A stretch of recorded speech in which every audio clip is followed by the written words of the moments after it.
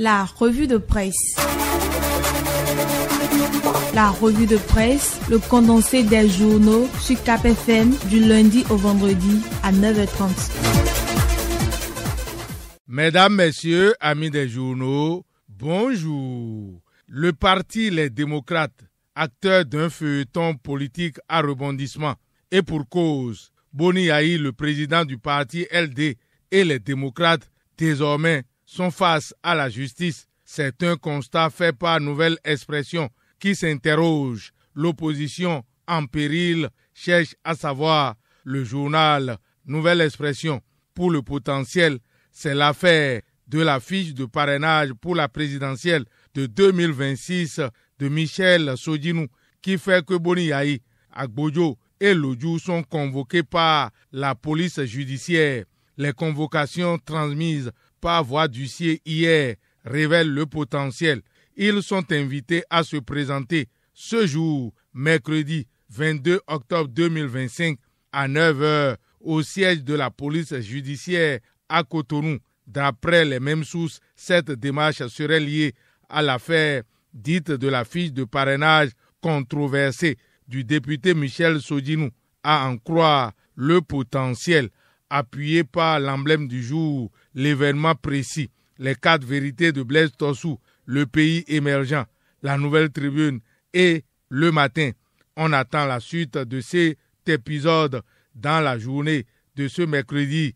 Mais d'autre part, c'est un face-à-face Yayi Sodinou que soupçonne Matin Libre pour demain, jeudi. La Cour constitutionnelle devrait donc écouter toutes les parties avant de prendre sa décision au sujet de la controverse qui alimente la fiche de parrainage de Michel Sodinou. Il se peut donc que aussi bien le président du parti Les Démocrates, Boni Yayi, que le duo désigné se retrouvent face à face avec le député Michel Sodinou devant les 7 sages de la Cour constitutionnelle pour la manifestation de la vérité demain jeudi, souligne Matin Libre.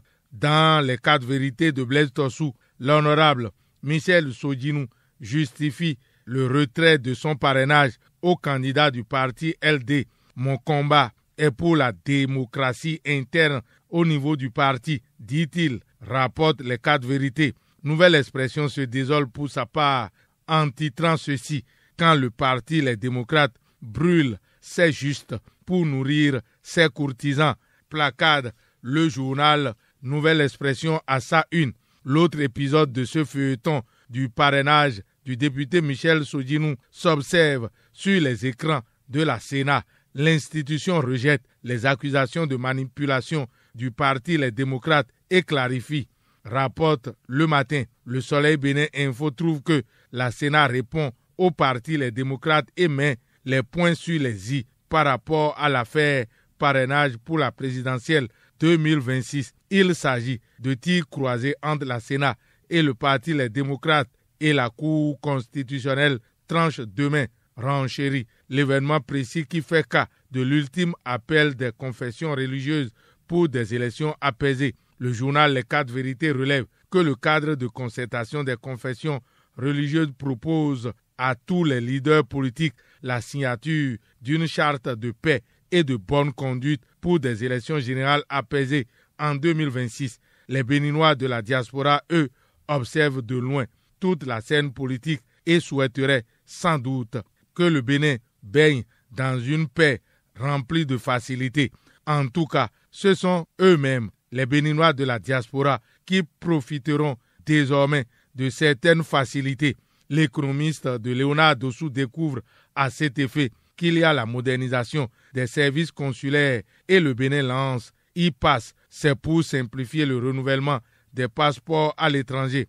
L'information occupe la manchette du journal Le Matinal qui certifie que la diaspora passe au numérique avec la plateforme e-Pass officiellement lancée. Cette innovation inscrite dans la politique de modernisation des services consulaires vise à simplifier les démarches administratives et à communiquer, rapprocher l'administration des compatriotes vivant à l'étranger, souligne Le Matinal.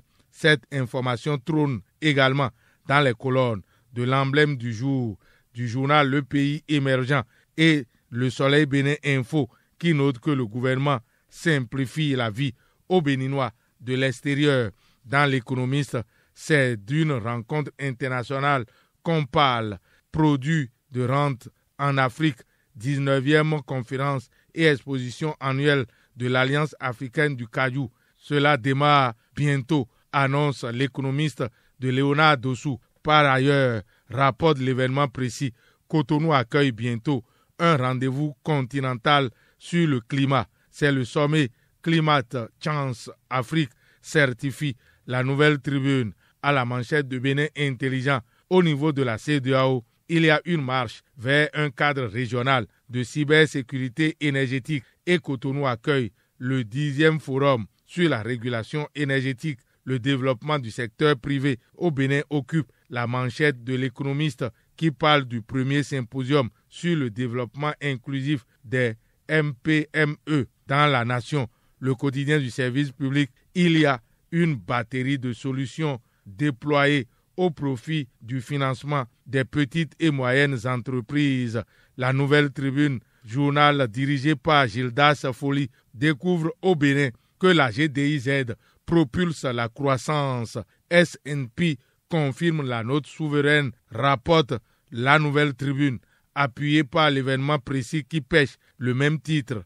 La Nouvelle Tribune a un autre souci, c'est au sujet de la vision Bénin 2025. Le journal s'interroge. Quel bilan à l'heure du verdict cherche à comprendre la Nouvelle Tribune? Dans le potentiel, l'autorité de régulation des marchés publics est attendue. C'est pour arbitrer un litige dans l'attribution des marchés au niveau de l'Agence nationale de l'alimentation et de la nutrition, ANAN. Au cœur de la procédure, une dénonciation de violation de la réglementation souligne le potentiel. Les choses bougent plutôt au niveau de la cité ministérielle moderne à Cotonou. Le constat est fait par l'événement précis qui compte près de 1600 fonctionnaires déjà installés à ce niveau. Tout coule également au niveau du football béninois sur le plan mondial où le dernier classement FIFA place les Guépards du Bénin au 92e rang, désormais quittant ainsi la 93e place. Le Bénin, toujours 20e de l'Afrique, rapporte Le Soleil Bénin Info. Fin de cette revue. À la prise de son, Fatih Wahoyon. Réalisation et présentation, Lucien Dossou. Agréable journée à toutes et à tous. C'était la revue de presse. Retrouvez la revue de presse sur le site www.capfm.com.